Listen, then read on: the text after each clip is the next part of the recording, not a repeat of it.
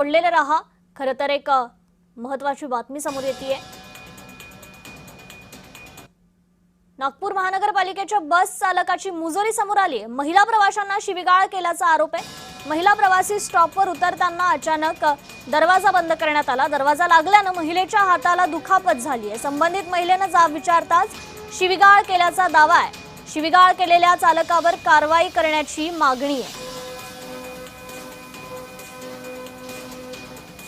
अधिक अपडेट घेऊयात आपले प्रतिनिधी तेजस मोहतुरे यांच्याकडून। तेजस, खरं तर नागपूर महानगरपालिकेच्या बस चालकाची ही मुजोरी आता समोर आलेली आहे। या संदर्भात काय अपडेट आहे?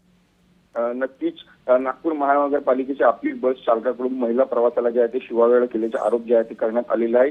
काही महिला प्रवासी एनआयटी बस स्टॉपवर उतरताना जे आहे चालकाने अचानक जे आहे ते दरवाजा बंद केला। एका महिलेच्या हाताला ज्या अगोदरपासून जे आहे ते प्लास्टर लागले होते आणि दरवाजा बंद करत असताना हाताला लागलेल्या महिलेच्या दुखापत झाली। त्यामुळे जे आहे ती महिलेने जे आहे ते जाब विचारला। यावेळी जे आहे ते बस चालकाने जे आहे शिवागाळ केल्याचे जे आहे ते आरोप जे आहे ते संबंधित महिलांनी केली आहे। या संपूर्ण बस चालवणारा जो चालक आहे त्याच्यावर कारवाईची मागणी जी आहे ते महिला प्रवाशांनी केलेली आहे। अगदीच तेजस, धन्यवाद आपण दिलेल्या या अपडेट संदर्भात। तर नागपूर महानगरपालिकेच्या बस चालकाची ही मुजोरी समोर आलेली आहे। शिवीगाळ केलेल्या चालकावर आता कारवाई करण्याची मागणी होती आहे।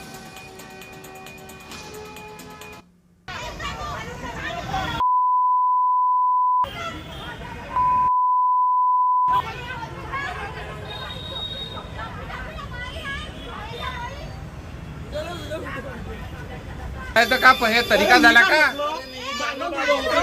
शिव्या दिल्या तुम्ही, शिव्या दिल्या।